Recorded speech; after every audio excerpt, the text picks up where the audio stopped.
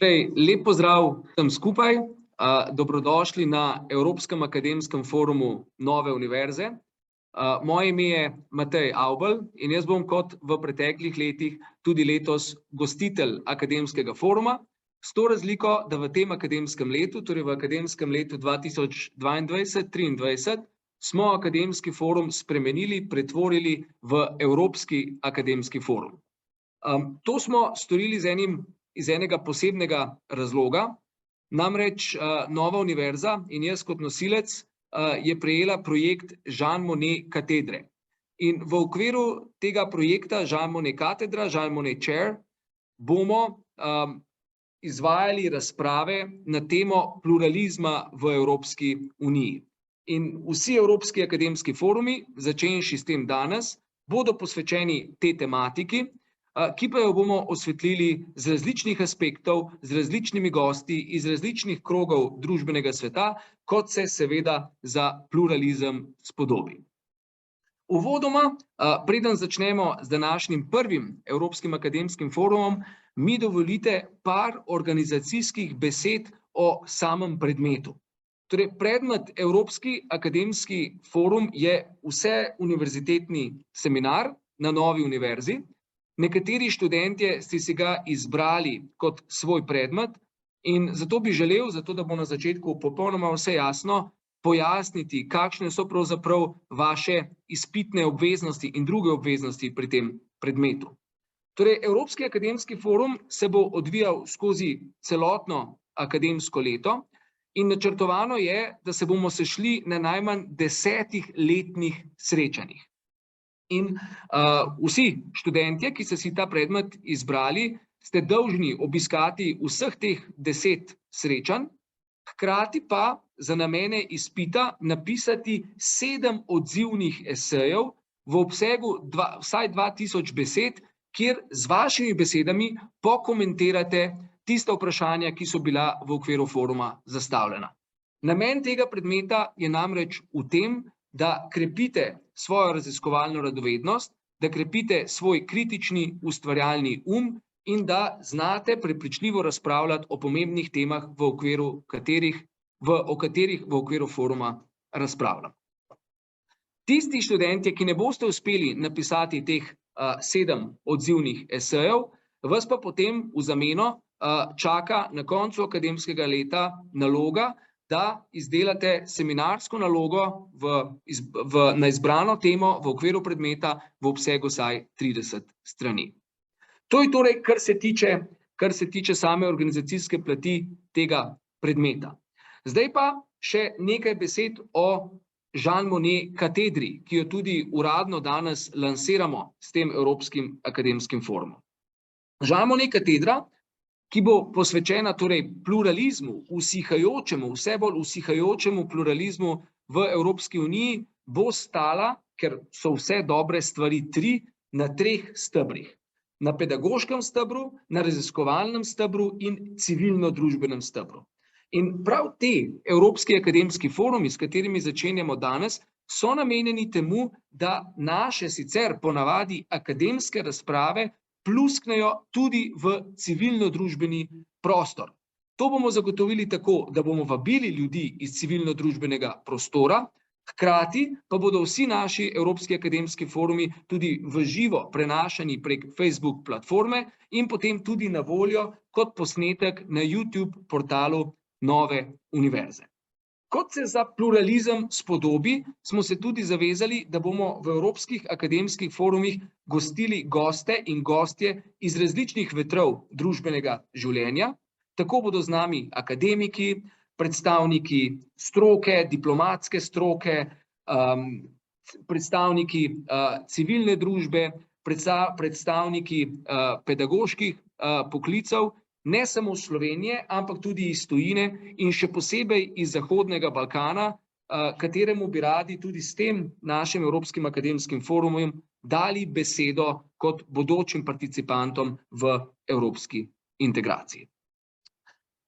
Kaj več o sami vsebini projekta Jean Monnet danes ne bi razkrival, tudi ne, zakaj natančno smo se odločili za izbiro pluralizma kot tiste iztočnice, kateri je Jean Monnet katedra posvečena. To pa zato ne, ker bi o pluralizmu v Evropski uniji in Sloveniji in izzivih tega pluralizma želel spregovoriti z današnjimi gosti. Kot ste lahko ugotovili iz našega vabila, ki je zaokrožilo naokrog, smo na forum vabili tri govorke in enega govorca. Žal je ena od govork, gospa Katja Geršak, sporočila, da je zbolela in da se današnjega foruma ne bo mogla udeležiti. Zato bom danes v okviru te razprave gostil samo 3 sogovorce. Na kratko jih bom zdaj predstavil, čeprav jaz mislim, da nobenega od njih v resnici ni treba predstavljati, ker so vsi bodisi znani v kontekstu Nove univerze, bodisi v kontekstu širšega slovenskega javnega življenja, vendar se vsekakor tudi predstavitev spodobi. Torej, z nami bo kolegica dr. Barbara Rajgelj. Dr. Barbara Rajgelj je docentka na Fakulteti za družbene vede Univerze v Ljubljani in izjemno aktivna na številnih sektorjih slovenskega civilno-družbenega življenja. Nazadnje ste jo prav gotovo spoznali in prepoznali kot soustanoviteljico pravne mreže, ki je pred kratkim dobila tudi izjemno pomembno nagrado Evropskega parlamenta. Druga naša današnja gostja je kolegica dr. Katarina Vatovec, ki jo vsi na Novi univerzi poznate. Ona je naša docentka za evropsko pravo, raziskovalka in tudi ena od sodelavk v okviru Jean Monnet katedre projekta, katerega del je danes tudi Evropski akademski forum. In nazadnje je tu še kolega Martin Nahtigal.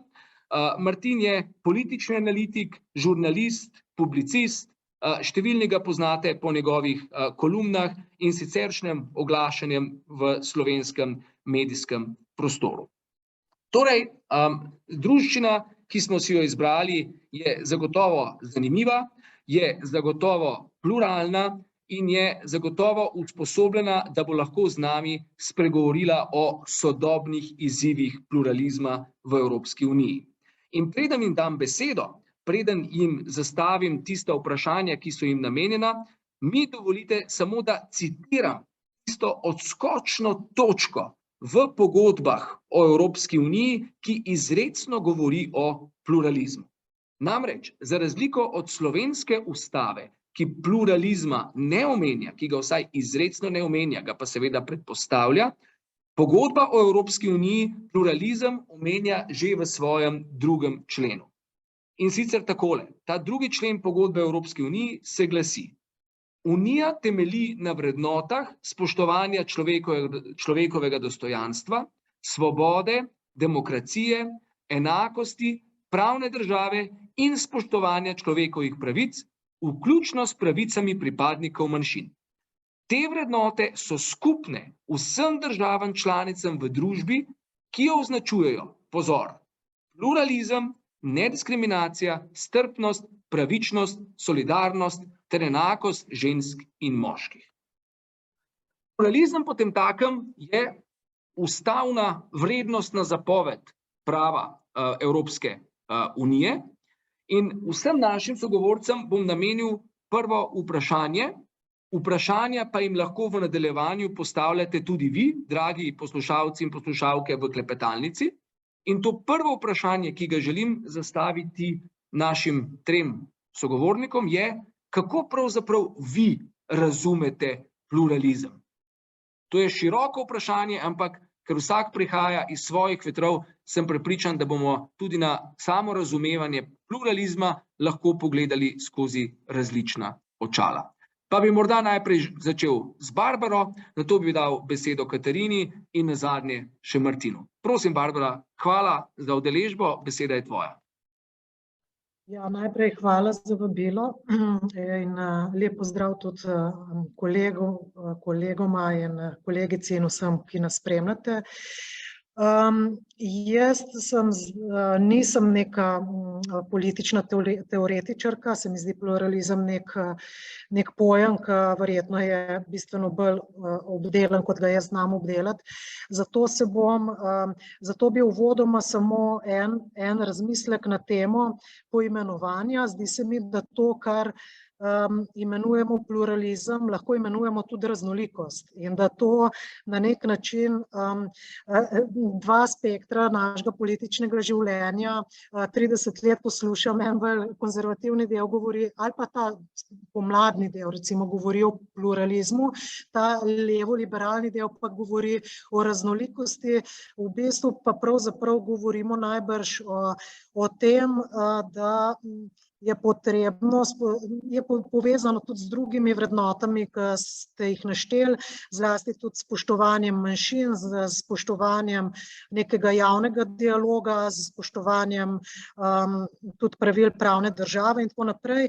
Ampak to so bolj vsebinski aspekti. Kar bi jaz pa želela tukaj poudariti, se mi pa zdi, da ta raznolikost mora biti tudi v metodologijah našega udeleževanja. In zato bi se jaz tukaj osredotočila na vprašanje, kako razumemo naš politični sistem in ali ga razumemo zadosti pluralno oziroma raznoliko, zlasti z vidika delovanja reprezentativne demokracije in civilne družbe. Zdi se mi, da imamo v Sloveniji velik problem, ker imamo zelo hegemonski javni prostor, ki ga obvladujejo v bistvu javne institucije. Zelo malo imamo svobode, bi rekla, na vseh področjih in v gospodarstvu in tudi svobode v te zasebne, bi rekla, avtonomije prispevanja v to neko javno razpravo in tukaj je civilna družba izjemno ošibljena iz vseh polov političnega prostora, zdi se, kot da je odvečna, enim enkrat, enim drugič, skratka, zdi se, kot da ni legitimna, zato ker ni izbrana na volitvah. Jaz pa trdim to, da je civilna družba, tako kot se je v zadnjih letih, pa tudi seveda in v 80-ih in potem pri osamosvajanju in tako naprej, v bistvu zadnji steber ohranjanja demokracije. Demokracija se ne ohranja preko reprezentativne demokracije, ampak preko tistega, kar ni reprezentativna demokracija, ker reprezentativna demokracija je tista sfera, ki lahko zaradi svoje hierarhične ustrojenosti demokracijo najbolj ogrozi. Torej, če mi ne bi imeli civilne družbe v 80-ih, ne bi v bistvu prešli iz nekega, bi rekla, demokratični sistem in tudi v zadnjem času se mi zdi, da bi bila demokracija brez civilne družbe zelo, bi rekla, in ta pluralizem teh, bi rekla, soobstoj različnih oblik prizadevanja za neko raznolikost, se mi tudi zdi ob tej vsebinski, se pravi, jaz da govorim o nekih postopkih ali pa o metodi udeležbe v javni sferi, ne pa o vrednotah, ki jih pluralizem Zakaj o tem govorim? Ker v bistvu sem sama kot neka, recimo, udeleženka v javnih razpravah, skozi se v bistvu interpelirana z vprašanjem, od kod prihaja tvoja legitimnost, da sploh kaj rečeš, saj nisi bila izbrana na volitvah. In svojo legitimnost v bistvu tudi jaz vlečem iz ustavnega konteksta. 3. člen ustave pravi, da ima pač v Sloveniji oblast ljudstvo, se pa ta oblast v bistvu deli, se pravi, ljudje jo pa izvršujejo posredno preko izbranih pač ali pa na volitvah ali pa tudi neposredno. In mislim, da smo ta neposredni vidik, to zasebno sfero, v bistvu je to zasebna sfera udeleževanja v političnem prostoru zelo zanemarjali. Se pravi, zelo podpiram pravico do referenduma, zelo podpiram pravico do civilne iniciative tudi pri zakonodajnih postopkih, zelo bi pa podprla tudi kakšne druge rešitve, v katerih lahko morda. Hvala lepa, Barbara, za ta kar politično-filozofski input za razmejitev med vsebinskim in metodološkim pluralizmom, tudi za semantično opozorilo, kako pravzaprav razumeti pluralizem kot raznolikost, različni pristopi glede tega na različnih slovenskih svetovno-nazorskih polih, zelo veliko iztočnic prav gotovo za nadaljnjo razpravo. Katarina, kako bi pa ti to zadevo zahakljala? Kje bi se pa ti, kaj je bilo pa tisto, kar ti vidiš kot srž pluralizma? Jaz najprej tudi vse lepo pozdravljam, ne samo moje sogovornike, ampak tudi vse prisotne, predvsem, kar vidim študente, kar me zelo veseli. Zdaj, v duhu te pluralnosti stališč bom jaz mogoče predstavila drugačen pogled, ne tako drugačen, ampak predvsem glede drugačne sfere, v mislih imam predvsem Evropsko unijo, ampak bom začela pravzaprav, da se mi, ko govorimo o pluralizmu, najprej v mislih prikaže, da je to nek zelo popularen koncept, včasih ni bil tako zelo prisoten, danes pa govorimo, slišimo, sega na različna področja, glede različnih tematik govorimo o pluralnosti, predvsem pa si govorimo, slišimo, da želimo živeti v pluralni družbi, da ne živimo v pluralni družbi, da živimo v pluralni družbi, v duhu pluralizma stališč moramo biti prizanesljivi do drugače mislečih, jih slišati, jih poslušati, hkrati pa pričakujemo, da drugače misleči poslušajo in slišijo tudi nas. Potem se pa izkaže, da v praksi ni vse tako, kot mora biti, da mogoče pluralizma ne razumemo, ga nočemo razumeti, ne znamo razumeti, ali pa tako, kot je rekla Barbara, ali vsaj nakazala, imamo različne predstave o tem, kaj pluralizem je, kaj je pluralna družba, kaj tudi v kontekstu Evropske unije. Zdaj, če se navežem na tvojo iztočnico, ti si prebral ta znameniti 2. člen pogodbe o ustavi o Evropski uniji. Ta 2. člen govori o vrednotah, na katerih temelji Evropska unija, in pluralizma sama med temi vrednotami ne najdem. Govori pa o tem, in to je pravzaprav edina omemba, poleg pluralizma medijev, ki je tam omenjena v enem protokolu priloženem k PU-ju in PDEU-ju, je to pravzaprav omemba v smislu tega, da mora biti družba, evropska družba, družba v državah članicah pluralna, pa seveda tudi strpna, ne sme diskriminirati in tako naprej, zato da smo lahko skupaj povezani z vrednotami. Te vrednote pa vemo, da so človekovo dostojanstvo, demokracija, enakost in seveda svoboda, temeljne človekove pravice in tudi pravice manjšin. Kot taka razumem pluralizem po eni strani kot neka pot, ki jo Evropska unija vsak dan opravi, ko se njeno kolesje vrti, zato ker mora razmisliti o tem, da mora biti pluralna, da so njene članice in državljani tisti, ki naj živijo v pluralni družbi in da je to ne samo, bi rekla, na eni strani ta pluralizem nujen v Evropski uniji, ampak je tudi zelo težko, ne bom rekla težko dosegljiv, ampak zelo veliko truda je, da se ga doseže. Zakaj to govorim? Zato, ker že v osnovi izhajamo iz tistega gesla, da smo združeni v raznolikosti, se pravi, da imamo različna mnenja, različna stališča in da smo upravičeni, da ta mnenja in stališča povemo. Moramo pa vedno paziti še na drugo stran, upoštevati tudi drugače misleče, ne imeti v mislih, da so to edina stališča, ki so in Evropska unija z 27 državami članicami in plus minus 500 milijoni državljanov unije ne bi mogla delovati in ne more obstajati, če te pluralnosti ne bi bilo. To je prvi vidik. Drugi vidik pluralnosti je ta, kot sem rekla, kvaliteta družbe, ki mu jo pripiše pogodba, primarna zakonodaja, ki je zelo pomembna. Hkrati vidim pa pluralnost tudi kot neko vezivo, kot neko vez, kot rečeno, ki združuje različne države članice v kulturi, v tradicijah, pravnih sistemih, pravnih redih, jezikih, v neko celoto. Včasih nekateri štejejo, da je tisto, kar drži Evropsko unijo skupaj, predvsem gospodarstvo, oziroma kasneje, recimo danes, prosti pretok 4 ekonomskih svoboščin. To je tisto, kar nudi državljanom in državam članicam koristi, tukaj se lahko najdejo, to je razlog, zakaj so združeni v Evropski uniji.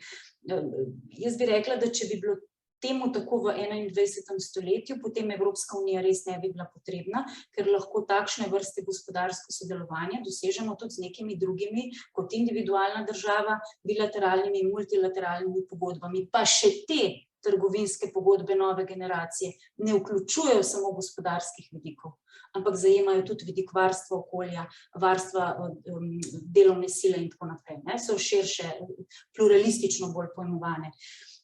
Hkrati pa, da zaključim, se mi zdi pomembno, da razumemo, da smo lahko povezani s skupnimi vrednotami, predvsem jaz tukaj, čeprav pogodba sama in Evropska unija sama ne daje prednost oziroma ne vzpostavlja hierarhijo med temi vrednotami, sama vidim predvsem ključno poanto v varstvu, zagotavljanju, varstvu, spoštovanju človekovih pravic in temeljnih svoboščin, seveda znotraj tega konteksta tudi pravic manjšin, da smo s temi skupnimi vrednotami povezani prav prek pluralizma, torej naše različnosti.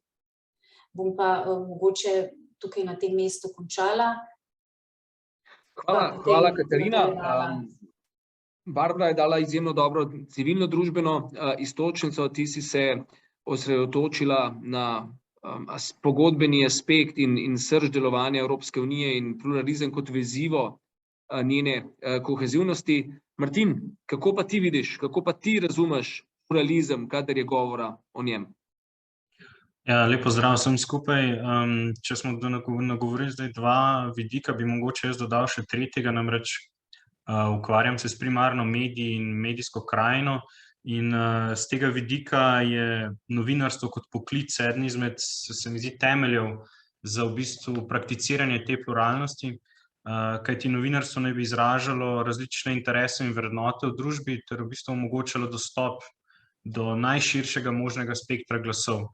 In šele, ko ima volilec recimo informacijo, tako kot je dr. Rajglova rekla, o civilni družbi recimo, ali o dogajanju, ki se recimo odvija v predstavniški demokraciji, šele lahko izbere neko ali pa izvede neko učeno ali pa recimo temu vsaj informirano odločitev. In z tega vidika neka pluralnost virov, novic, informacij zagotavlja dejansko prakso med ljudmi, da izvejo, kaj se dogaja in kako ta pluralnost sploh živi, če živi in če je ogrožena. In z tega vidika je novinarstvo vedno v neki tej igri vlečenja vrvi, se mi zdi, z oblastjo, kajti biti hkrati nadzor in po drugi strani biti odvisen od parametrov, ki jih oblast postavlja, če gledamo skozi vidik lastniške strukture medijev ali javnega financiranja medijev. Vidimo, da je tukaj vedno neka ta recimo igra vlečenja vrvi med eno in drugo stranjo. In ta pluralnost, recimo, če je ta vidik navzven pluralnosti medijske scene, novinarskega poklica proti vsakokratni oblasti, potem pa še vedno bolj živa ta interna debata, kaj sploh je pa pluralnost znotraj novinarskega poklica. Namreč soočamo se z vedno večjo koncentracijo lastništva medijev na globalni ravni in lastniki spreminjajo tudi gospodarski model, kajti vedno bolj se govori o novinarstvu in o novinarskih hišah oziroma medijskih hišah kot o tovarnah, ki pač zasledujejo neke kapitalistične cilje v smislu dobička, kar spreminja v bistvu algoritem, če želite, delovanja novinarskega poklica ali pa pritiska na novinarje, urednike.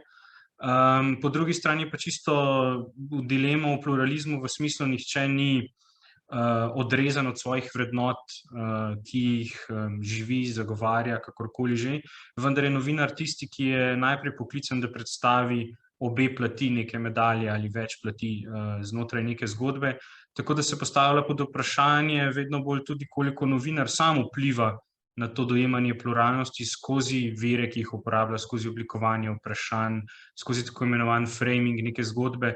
In to so vse neke praktične odločitve na dnevni ravni, ki lahko močno zaznamujejo življenje neke pluralnosti v družbi. In se mi zdi, da v tej debati, sploh ki je trenutno prisotna v Sloveniji, o naši javni medijski hiši, o lastniški strukturi določenih medijev in tako naprej, se mi zdi, da je ta pluralnost zelo aktualna, predvsem dojemanje nje znotraj družbe. Toliko za uvod. Dobro, če te smem, glede na to, da si že peljal zadevo v tisto drugo vprašanje, ki sem ga želel zastaviti, namreč vprašanje, kateri so po vašem mnenju danes največji izzivi pluralizma, bodisi v Sloveniji, bodisi v Evropski uniji, in izpostavil si začetka svojega izvajanja pač problematiko medijskega pluralizma ali pa nepluralizma. Omenil si tudi javno RTV hišo, glede katere vemo, da imamo zelo različne, pa ne nujno pluralistične odzive. Torej, kako ti vidiš, kako bi ti artikuliral trenutno, kje ti vidiš v slovenskem medijskem prostoru v tem trenutku največji akutni problem pluralizma, če ta obstaja v tvojih očeh? No, gotovo en vidik je, ki je globalen, namreč, kot sem že omenil, koncentracija lastništva medijev in transparentno lastništvo medijev. To je nekaj, kar tudi recimo tale IREX standard ocenjevanja trajnosti medijev opredeljuje kot enega izmed meril za pluralnost novic, namreč to, da uporabniki oziroma bralci, spremljevalci novic, narod, če želimo v tem slovenskem aspektu, ve, kdo je lastnik in kakšen ima interes z nekim medijem. Po drugi strani je pa tukaj zelo jasno, da mora pa obstajati neka struktura javnih medijev, ki imajo dostopne javne vire novic in neodvisno tiskovno agencijo oziroma več teh, ter da državni oziroma javni mediji odražajo neka stališča celotnega političnega spektra in da služijo javnemu interesu. In glede tega zadnjega je gotovo to, da je naša javna medijska hiša pod nekim udarom nekega želje, da bi se na njo vplivalo, vendar to ni zgodba od včeraj, to je zgodba v bistvu odkar smo se osamosvojili, tako da z tega vidika se mi zdi, da moramo predvsem zagotoviti neodvisnost novinarskega poklica in uredništev, kar se tiče javnih medijev, kar se tiče pa zasebnih, pa jasno zagovarjati stališče, da je javni podatek o lastništvu del tudi kredibilnosti informacije za bralca oziroma gledalca. Hvala Martin za to izvajanje. Potem bi se pa ta most s tem vprašanjem bi se kar povrnil nazaj k Barbari, ki je tudi že izpostavila problematiko, če bom prav artikuliral, odsotnosti pluralizma v Sloveniji, ko si govorila o hegemonskem javnem prostoru, omenjala si hegemonski javni prostor, ki ga naj bi v nekaterih pogledih želeli izčrpati že same javne institucije, da je nekako svet obrnen na glavo, namesto da bi bila država zaradi posameznika, se včasih zdi, kot da je posameznik zaradi države in se nekako izčrpuje ta prostor za udejanjanje različnih interesov v javnem prostoru, torej ne samo v polju zasebnega. Pa me zanima, glede na podlagi tvojih številnih in dolgoletnih izkušenj v civilni družbi, kje ti vidiš največjo akutno problematiko pluralizma na Slovenskem? Po mojem res v tej prevladi v prevladi javnega nad zasebnim in v prevladi političnega nad civilnim. Torej, mi smo se tako navadili pri tem pluralizmu non-stop samo levo, desno in to zdaj, če bi bilo malo več levih ali pa malo več desnih. Mislim pa, da imamo velik problem s tem, da recimo v medijih nimamo samo tega problema, ali so levi ali so desni, ampak imamo zlasti problem odsotnosti celih sektorjev. Ne vem, kdaj je kdorkoli od vas imel kakšen resen intervju na nacionalki, zato ker niste del tega klasičnega političnega establishmenta, levih ali desnih, če so vseeno. Skratka, zelo umanjka celotna civilno-družbena sfera, celotna znanost je čisto odsotna. Humanistika, mi imamo humanistiko v bistvu upreženo, profesorji filozofije so vabljeni v Odmeve, da pokomentirajo, kaj se je danes zgodilo v parlamentu. To ni humanistika, to je zloraba znanosti za aktualistično prikazovanje stvarnosti, po mojem. Se pravi, jaz zelo pogrešam ta nek drugačen pristop, ta nek, bi rekla to, zoperstavljanje nekemu diskurzu, ki ga recimo zdaj tudi nekako, kako se zoperstaviti nekemu hegemonskemu diskurzu, tudi kako vzpostaviti javni prostor, ki omogoča neko razpravo. Recimo se mi zdi kljub vsemu, da je treba opozoriti, da je zdaj v tem trenutku, to se tudi malo premešča, se mi zdi, te problemi. V tem trenutku mislim, da imamo v evropskem javnem prostoru in tudi slovenskem popolno odsotnost razprave o vprašanju mirovništva. Mi smo, v bistvu, če odpreš vprašanje miru in mirovništva in prizadevanja, v bistvu si rusofil. Preprosto na to, kako lahko na to pristanemo, da bi da v bistvu se na nek način, kako se toliko smo daleč, to se mi zdi omejili debato, da jaz ne znam sploh, ne upam si, ne da ne upam kaj izreči, jaz si tega vprašanja ne upam misliti. To je vprašanje pluralizma. A si upamo sploh misliti neke druge poglede, zelo enodimenzionalni ta medijski in tudi drug javni prostor. Ti natančno veš, tudi če to ni, ti natančno veš, za katera izrekanja boš sankcioniran, za katero delovanje boš sankcioniran. Natančno veš, proti kateremu je v nekem kontekstu proti čemu se je v nekem kontekstu v bistvu dopustno izjavljati, proti čemu pa ne. Ti imaš, non-stop imamo to, pluralizem omejuje tudi samo cenzura. Mi vsi vemo, zakaj, kam bomo postavljeni, če nekaj izrečemo.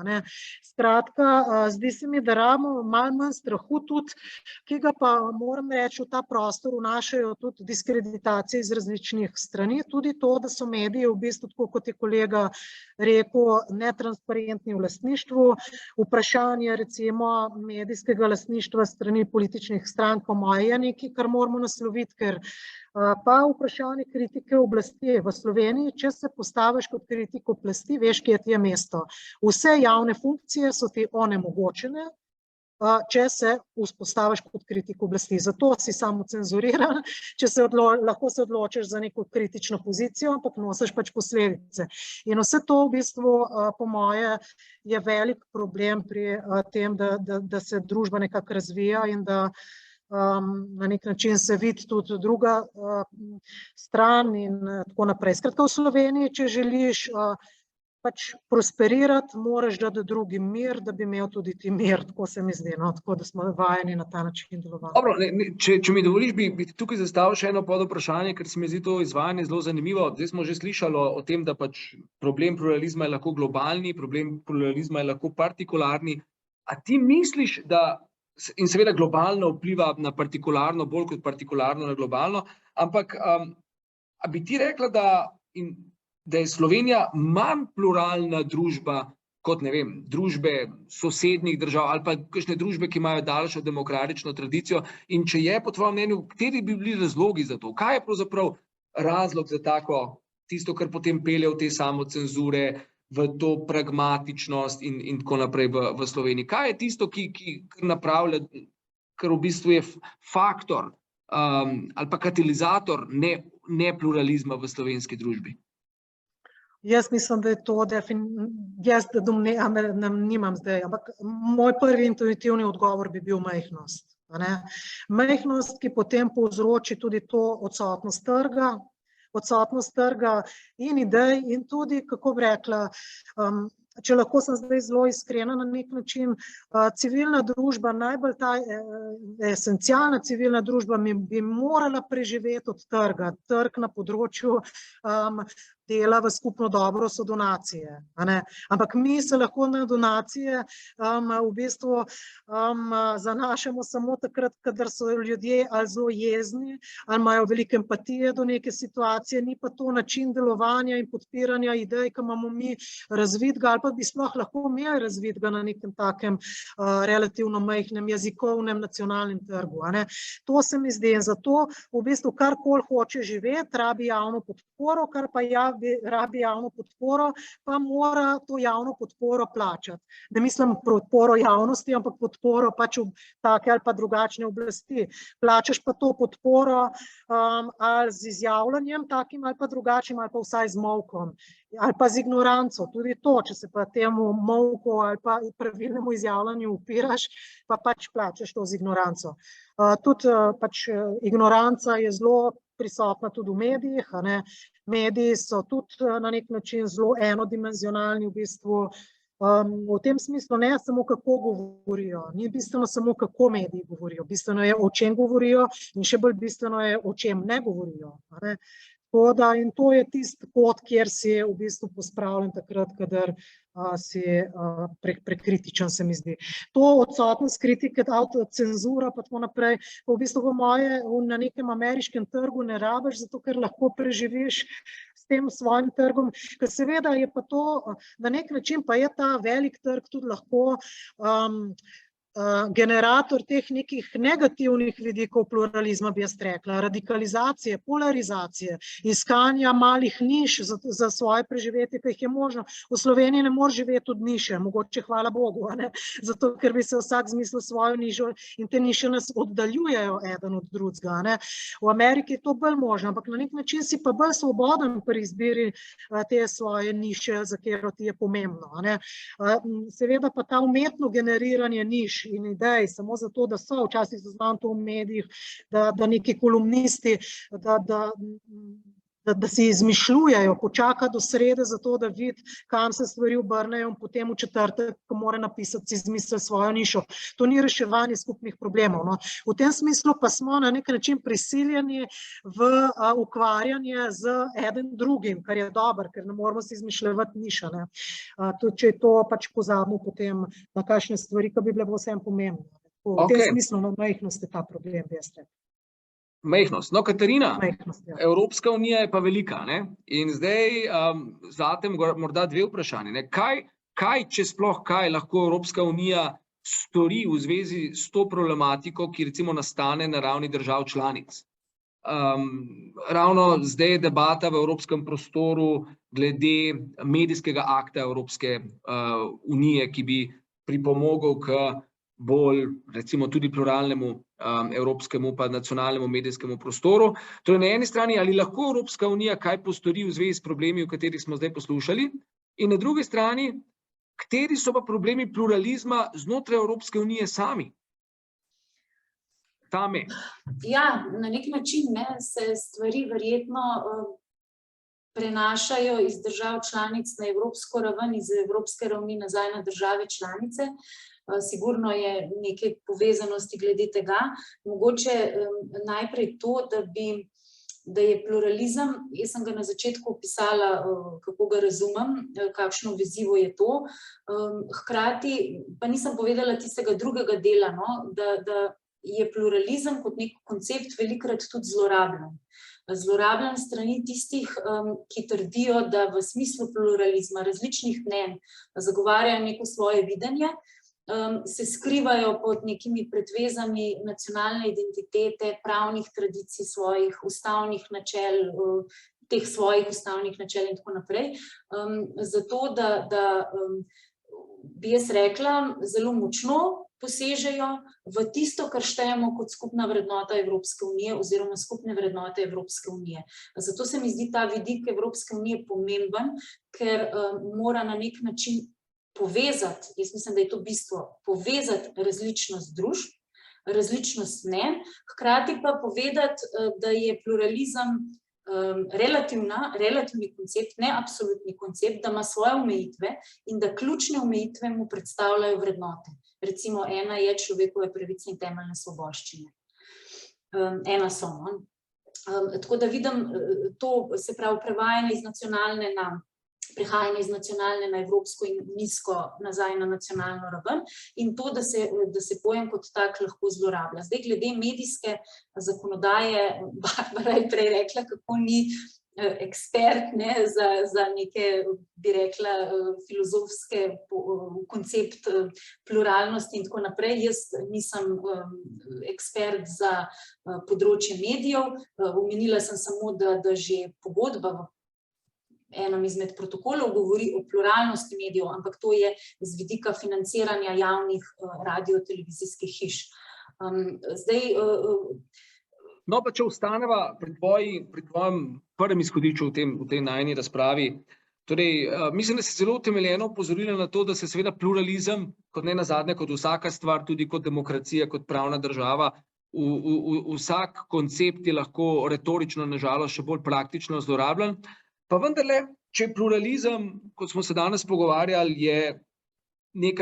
pluralizem je v osnovi pluralnost, so razlike, je raznolikost in hkrati pluralizem kot tak terja, da se te razlike sprejemajo kot nekaj legitimnega. Ker če bi nasprotje pluralizma je monizem, to pomeni, da gleichschaltamo vse ostalo. In zdaj, če so razlike nekaj legitimnega, je seveda v samo idejo pluralizma vgrajen problem, kje se konča meja, recimo teh dopustnih razlik in tistih razlik, ki potem niso več dopustne, ker toliko posegajo v neko drugo vrednostno bistvo. Torej, vem, da je to še težje vprašanje, ampak v Evropski uniji se zlasti na relacijah Zahoda in Vzhoda, pa v času ekonomske krize tudi severa in juga, postavlja vprašanje, do katere mere pa je še sklicevanje na drugačnost sprejemljivo in kdaj se to sklicevanje na drugačnost prevrže v zlorabo. In seveda, kaj v zvezi s tem lahko Evropska unija stori v produktivnem smislu? Kaj bi pa na to Ja, zato sem rekla, da je pluralizem kot tak ni absolutni pojem. Mislim, da moramo to vsi razumeti. Ker če bi bil absolutni pojem, bi prišli v stanje, ko lahko nekdo govori, kar hoče, reče, kar hoče, žali kogarkoli hoče, dela, kar hoče na nekem, pa zdaj rečemo, mediju, če je plačan, ne da bi srečal se s katerimikoli posledicami oziroma odgovornostjo za ta svoja početja, tako pa ne gre. Zato pravim, da je omejen z nekimi vrednotami in kot ena od vrednot je seveda tudi varstvo človekovih pravic in temeljnih svoboščin. Se mi zdi, da Evropska unija... Ampak tudi, če malce provociram, človekove pravice so lahko varovane na različne načine. In tudi relativne, niso vse absolutne.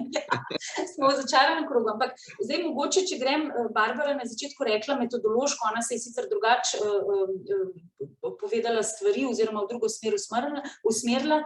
Če gledamo, Evropska unija se mi zdi, da mora nuditi vzvode, kjer se pluralnost držav članic, jaz smo zdaj govorila na ravni Evropske unije, ampak to velja tudi znotraj države same, kjer se na ravni držav članic lahko na nek spoštljiv, toleranten, normalen način povedo različna mnenja. Seveda je pa jasno, da odločitev, ki bo sprejeta, bo ena in bo sledila enemu mnenju, morda kompromisu obeh, če rečemo črno-belo, neko mavrično mnenje, enega bo pa sigurno spregledala. Evropska unija oziroma pravni sistem kot tak mora nuditi vzvode, da je lahko tudi tisti, ki čuti, da je bil preslišan pri tem mnenju oziroma spregledan, poskuša uveljaviti, če je morda to bilo napačno narejeno, prek nekih pravnih sredstev, sodnega varstva in podobno. Recimo ena taka, jaz to skozi govorim, študentje vedo, metoda je vedno ta komunitarna oziroma unijska metoda, zato ker nudi vzvode tudi tisti državi članici, ki bi neki odločitvi zelo nasprotovali. Vemo, da sta v zadnjem času bile Poljska in Madžarska dve taki državi, pa mogoče še Slovaška glede beguncev oziroma migracijske krize, da potem ima nek vzvod, neko sredstvo, po katerem lahko poseže in da ji nek avtoritativen organ z močjo svoje avtoritete in argumentov, predvsem pravno prepričljivostjo argumentov, pojasni, je taka sprejeta odločitev, ker po njenem mnenju ni odraz njenega razumevanja, torej neke pluralnosti stališč, vseeno vzdržna v demokratičnem, svobodnem sistemu, kakršna Evropska unija naj bi bila, entiteta oziroma organizacija kot taka. To niso lahko vprašanje, ne? Ne, prav gotovo, da ne, zato pa jih zastavljam vam. V redu, prihajamo zdaj nekako na zadnji krog naše izmenjave mnenj in stališč. Vabim tudi poslušalce, ki se vas je zbralo kar nekaj, da mi zastavite, da nam zastavite oziroma našim sogovornikom kakšno vprašanje, dilemo, karkoli vam pač pade na pamet. Mi prihajamo torej v ta zadnji, tretji krog, kjer bi se pa pogovarjali, nismo bili preveč črnogledi, ne, povedali smo, da zadeve so težke in predstavljajo precejšnje izzive, ampak da bi se še nekoliko pogovarjali o rešitvah. In v tem zadnjem krogu imate razpravljavki in razpravljalec tudi seveda možnost se odzvati na tisto, kar je bilo že izrečeno pred vami. Torej, Martin, naj začnem s tabo. Kje ti vidiš rešitve? Nekaj si jih že nakazal v svojem dosedanjem izvajanju, torej rešitve za hegemonski, monopolističen, ne dovolj pluralen medijski prostor v Sloveniji, pa tudi globalno. Mislim, če gledamo strukturne težave, pa če se osredotočam spet na medijsko krajino, tukaj kljub temu, da sem zagovornik trga in da ne bi pač trg v določeni meri sam sebe z tega vidika reguliral, je pa Slovenija, tako kot je dr. Rajgelj rekla, je ta glavni problem majhnost. In tukaj bo mogla država bolj odločno poseči v zadevo, sploh kar se tiče transparentnosti lastništva in posledic, ki se za tem potegnejo. Ampak se ti zdi, da je še malce provociral, ampak se ti zdi, da je državi, to je vsakokratna oblast, katerakoli pa že, da je njej v interesu, se ti zdi, da je katerikoli oblasti, kadarkoli v interesu, da je družba bolj pluralna? A ni bolj pluralno družbo težje obvladovati? No, država kot prvo ni vsakokratna oblast, ampak država smo mi, ki smo poverili to vsakokratno oblast, da nekaj naredi. Tako da z tega vidika pa je na civilni družbi oziroma na vsakem državljanu, da si verjetno želi točne informacije, zato da lahko sprejme neko informirano odločitev. To je tako, da bi šel, ne vem, k zdravniku in rekel, no, tlele 7 tablet, ena bo pa že prijela. Ne, želiš ono, ki deluje, in želiš vedeti, zakaj je taka. In isto pravilo bi mogli zagovarjati tudi, ko pride do medijev, in eden izmed mehanizmov je gotovo lastništvo.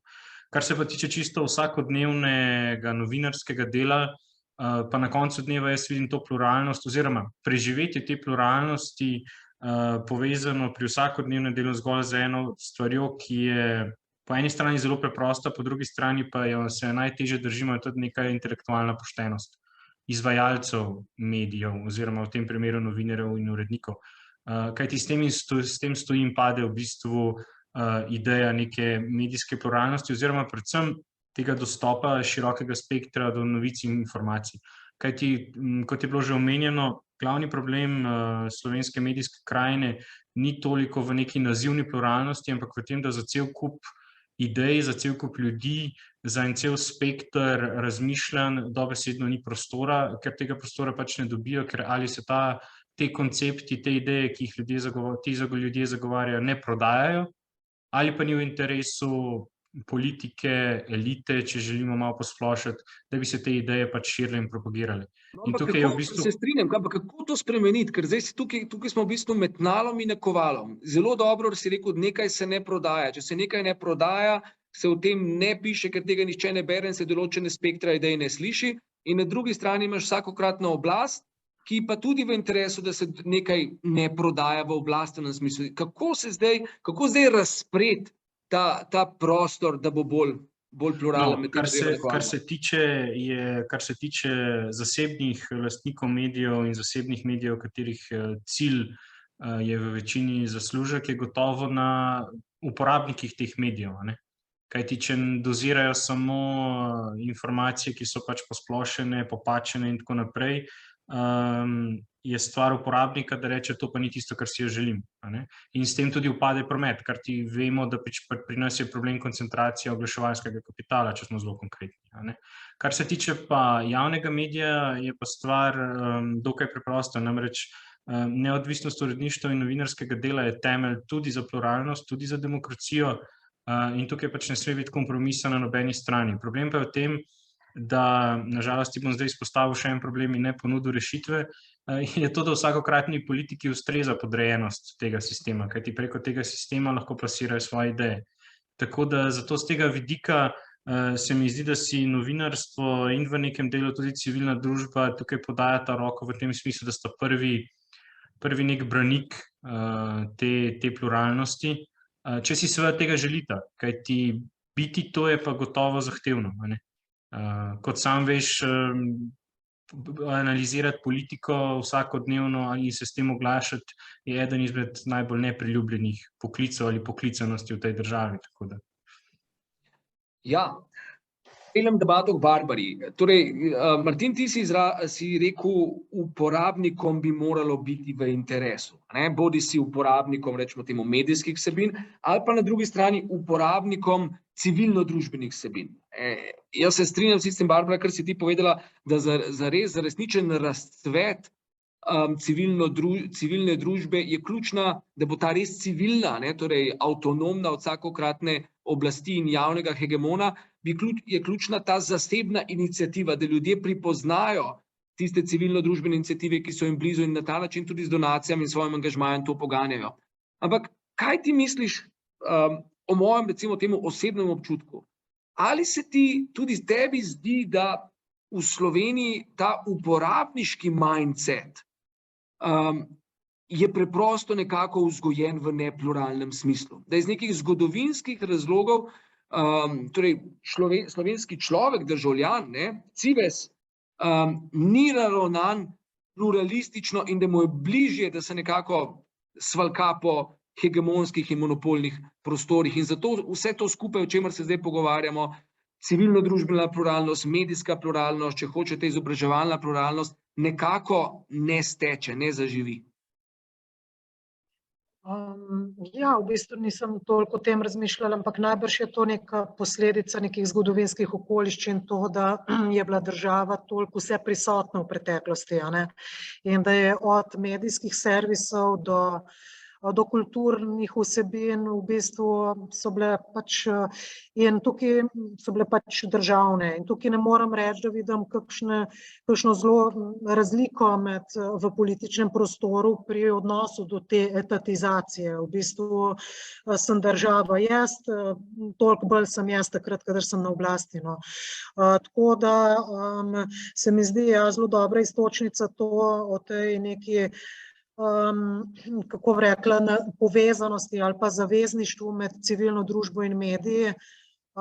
Mediji imajo številne težave, pri nas v bistvu imata dve skupini medijev različne težave. Javni servis ima težavo v odvisnosti od politike, torej, kako bi rekla, ni problem vsakodnevno življenje in preživetje, ni problem prekarizacije in tako naprej, ampak je problem to, da dobiš plačo, ampak ne smeš delati.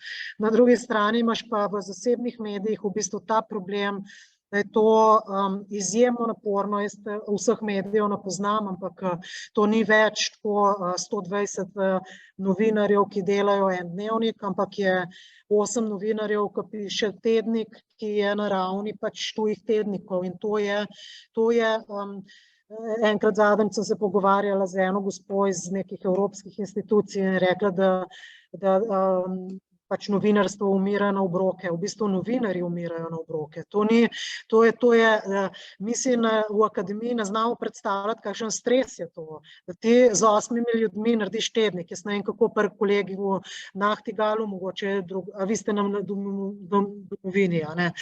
V bistvu platforma, kot je spletna platforma, vendarle omogoča to, da nimaš teh nekih strogih deadlineov in tako naprej. Ampak to je, mi imamo dva sistema, ki v bistvu sta eden od drugega izjemno oddaljena tudi v smislu, kako se proizvajajo vsebine, kaj to pomeni, kakšen tip stresa je to. Mi imamo, to je nepojemljiv tip stresa, da pri nas ene novice ali pa neki članki ne gre tukaj levo, desno. Gre za to, da se eni ljudje morajo uničevati, da imajo drugi ljudje kaj za prebrati. In mi nimamo sistema, ki bi to podprli. In tudi, ko ga bomo imeli, najbrž ne bo daleč od idealnega. Jaz nisem stara več 20 let, da bi mislila, da bo idealen sistem delitve denarja javnega. To ne more biti, ampak moramo pa narediti neke sisteme, ki vseeno, tako majhni državi, kot je tudi kolega rekel, je nemogoče računati na to, da bodo neke pomembne ideje bile v celoti samo na trgu. Mislim, da morajo biti podprte.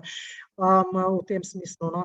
Drug del, ki bi ga pa tukaj videla kot izziv ali pa rešitve, je pa tudi to, da če želimo ohraniti pluralno družbo, moramo paziti na to, da jo nobena politika ne instrumentalizira.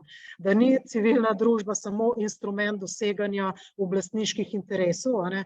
In tukaj se mi zdi, da moramo vztrajati tudi na tem, da se v bistvu na nek način strukturno umesti civilno družbo, ampak ne enkrat za vse večne čase, ampak da se v bistvu poskuša na nek način umestiti v strukturo civilno družbo na način, da se bo ta tudi obnavljala in da se bo prisiljena obnavljati. Kaj s tem mislim? Recimo, jaz sem bila pri teh izhodiščih za RTV zakon, ki je zdaj prenovljen. Tam je res iskrena skrb, ne zato, da bi prejšnji padali, ampak da novi tudi nikoli ne bi bili politično imenovani. Mislim. Ampak seveda je pa tukaj, ko umestiš strukturo civilne družbe v nek tak upravljavski mehanizem, vedno strah, kdo so te. Tudi civilna družba sama po sebi ni svetniška. Mislim, to je, tudi ona rabi nadzor. Kdo nadzira nadzornike? Tudi v civilni družbi. Če bo ta zakon sprejet, bodo predstavniki imeli, ne vem, olimpijski komite, zdaj se smišljujem, ker se ne spomnim več, ali to kakšen so sindikati. Tukaj nastavljamo potem civilno družbo tudi kot tarčo politike, a bo od zadaj prišla politika noter. Seveda nas to, in to ni enkrat zaključena zgodba, mi moramo skozi obnavljati to, pa bi rekla, razpravljati o tem, kaj se nam dogaja, metanalize, kaj se je zgodilo s stvarmi. Hkrati pa se ne odpovedati participaciji in poskusom, da bi v bistvu vseeno demokratizirali vodenje te države in da jo ne bi tej hierarhiji. Veste, nam se lahko zgodi, nam se zelo zdi, da je demokratičen sistem, ki se zgradi na volitvah. Mi videli smo, lahko pride in tudi zdaj prihaja do tega, da en človek odloča o vsem. To ni nič demokratičnega v tem, če imamo tako stisnjeno hierarhijo, da v bistvu je vse podrejeno enemu samemu, ki ima take ali pa drugačne načine delovanja, ampak bolj ali manj je pa tisto, kar on odloči, a smo s tem lahko zadovoljni, po mojem, to ni pluralno. Tudi če se na 4 leta zamenja. Mislim, da rabimo različne glasove in da moramo tudi razmišljati o tem, kako postaviti mehanizme, da se te glasovi slišijo. Jaz recimo imam eno idejo že dolg časa, da pri nas imamo manjko dostopa do ustavnega sodišča. Lahko, da se komu zdi, da je zelo zasedeno ustavno sodišče, ampak mislim, da nekateri pa nimajo dostopa do ustavnega sodišča in to je civilna družba. Ti lahko imaš idejo v svojem zakonu, zbereš 5000 podpisov in vložiš. Ko imaš pa idejo, da je nek zakon neustaven, pa absolutno zaprta vrata do ustavnega sodišča. In se mi nič ne bi zdelo narobe, če razmišljamo o tem, kaj če bi imeli 5000 podpisov za pobudo oziroma za zahtevo, ne za pobudo, ampak zahtevo za presojo ustavnosti. Se pravi, imaš kontrolorja zasebne civilne družbe, to je ustavno sodišče, ne mora civilna družba delati nekaj, kar je zunaj ustavnega reda, ker to je po moje tisto, na kar moramo pa res vsi na nek način bolj ali manj, čeprav tudi ustava je relativna, v tem smislu, da pozna postopek za spremembo ustave. Skratka je kompleksno, ampak dokler neka pravila imamo, se mi zdi, da se jih moramo držati in tukaj me ne bi skrbeli, če bi recimo na ta način odprli sodelovanje in to možnost pluralnega preverjanja idej tudi na ustavnem sodišču. Tako smo, da je civilna družba nima zadosti mehanizmov, mislim, tudi znotraj prava.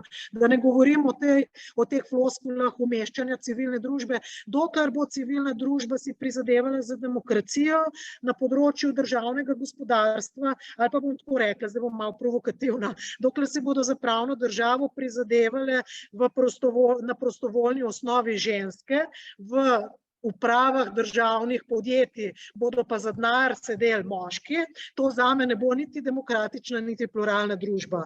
Se pravi, če resno mislimo o civilni družbi, mora biti tudi struktura državnega gospodarstva odprta za okoljske in tako dalje vidike, ki je tem takim ali pa drugačnim moškim, ki so tam plačani v upravnih odborih, malo mar, tako bom rekla, s kjerkoli strani pridejo. Tako da mislim, da moramo tudi o teh strukturnih spremembah razmišljati, če resno mislimo o tem, da civilna družba kaj je vredna. Ne samo, da jo povabimo v parlament in da se slikamo, slik je bilo zadosti. Ja, izjemno veliko zaključek. iztočnic za še marsikatero debato. Martin, če sem prav videl, je bila nekje v zraku tvoja roka. Hkrati Sebastian sprašuje nekaj, kar je tudi že nakazala Barbara, ali ne obstaja možnost, da se preko civilne družbe, kot je v Sloveniji, če jo pritegnemo v razne nivoje odločanja dejansko premakne iz demokratično izvoljenih gremijev v ozadje. Martin, mogoče, če se še ti tega malo dotakneš, pa dodaš točko, kar si želel povedati.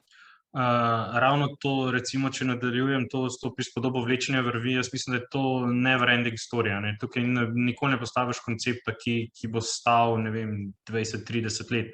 In po drugi strani se mi zdi, da glih z argumentom te majhnosti Slovenije je razmeroma utemeljen strah to, da boš z premikom, sicer z dobronamernim premikom nekega odločanja v civilno družbo, stvar v bistvu zamaknil iz spektra demokratičnega v bistvu nek drug spekter.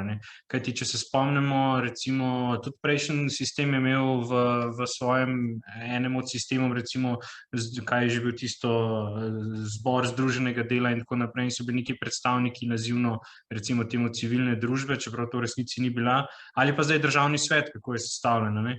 In zdaj, če to odločanje, pa ne govorim zdaj o konkretnem primeru RTV, ampak na splošno, je potem to vprašanje veliko bolj akutno, namreč, tako kot je dr. Eigel rekla, kdo nadzira nadzornike.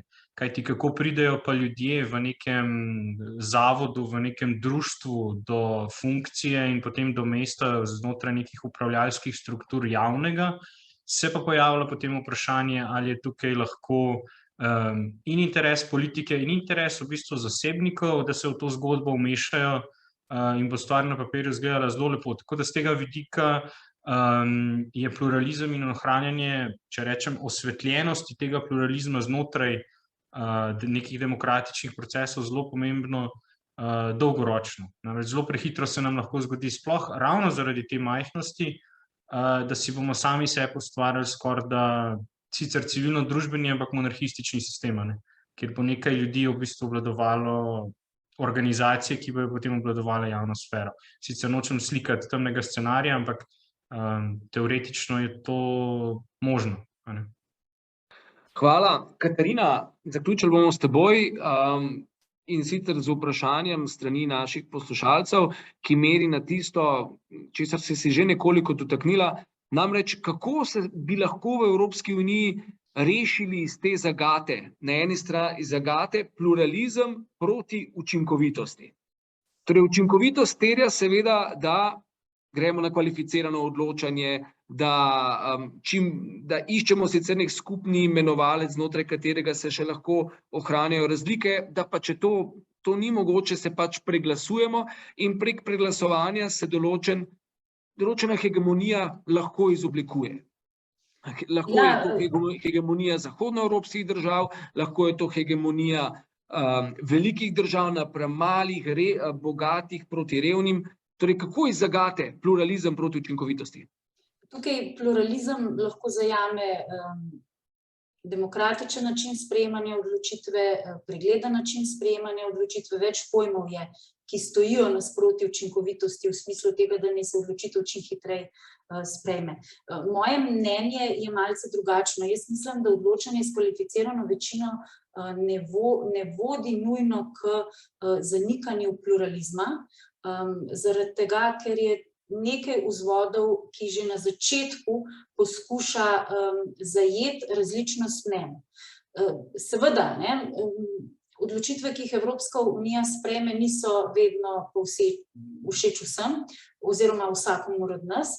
So pa, tako kot sem prej rekla, nekateri vzvodi, ki se jih lahko potem tiste države, ki so preglasovane, sprejmejo zato, da bi poskušale, bom rekla, preveriti, ali je sprejeta odločitev dejansko demokratična, pregledna, na nek način pravilna in mogoče z prepričljivostjo argumentov institucije, ki na to odgovori, in to je sodna veja oblasti, potem dobi neko svoj odgovor oziroma bolj ali manj bom rekla, način, kako dobi odgovor, kar pa nujno ne uniči neke učinkovitosti, demokratičnosti, informativnosti sprejete odločitve. Mogoče bi rekla, da ključno v vsem tem je komunikacija, ki poteka v Evropski uniji, na žalost je velikokrat tako od zgoraj navzdol je rečeno, kaj ne bo sprejeto in podobno, se pa poskušajo ravno zaradi vseh teh pomanjkljivosti Evropske unije kot demokracije in vemo tisto, da če bi bila Evropska unija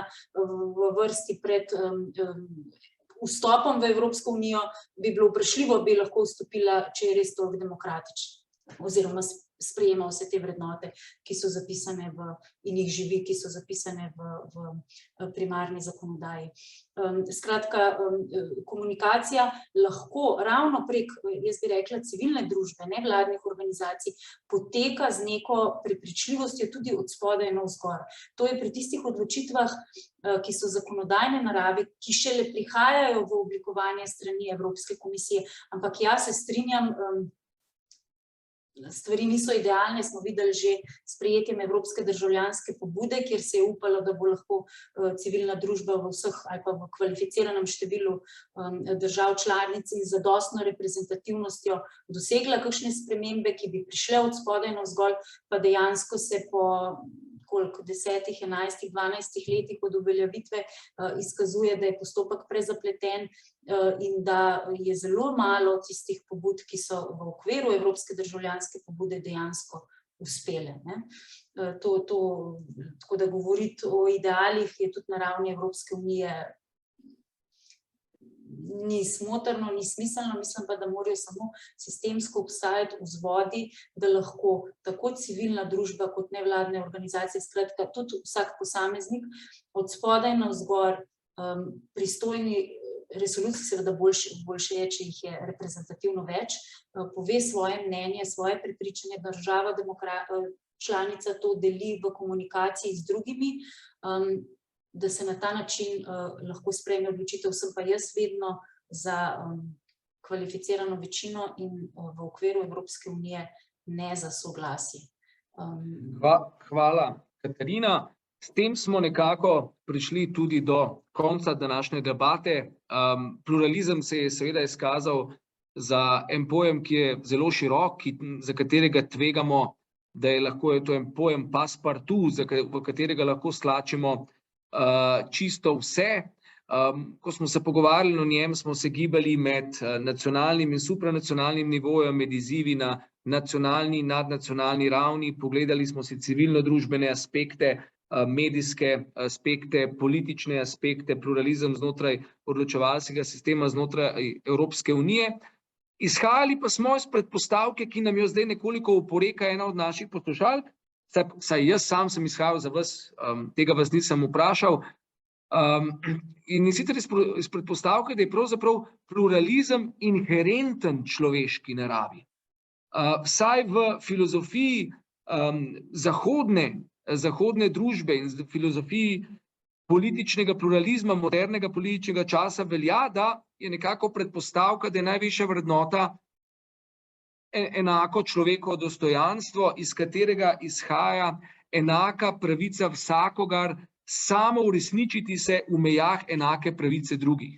In ta pravica samo uresničiti se daje pravico biti drugačen, biti različen, biti samosvoj, in politični pluralizem, politični liberalizem, če želite, je potem tisti svetovni nazor, ki pravi, da je to nekaj dobrega, da je to nekaj, kar je treba spoštovati, in s tem pluralizem gre onkraj razlik in raznolikosti, ker terja, da te razlike in raznolikosti tudi sprejmemo kot odraz pravzaprav enakega človekovega dostojanstva, kot človeškosti kot take. In seveda tu je potem velika tenzija med mojo drugačnostjo nekoga drugega in zahtevo, ne samo, da to drugačnost toleriram, da si rečem, pa ne bo ta, kakršen že je, samo da nima z njim opravka, ampak da grem čez to in v bistvu to sprejemam kot nekaj, s čimer lahko skupaj, pluralistično živimo v pluralni skupnosti. Tako da to, po mojem mnenju,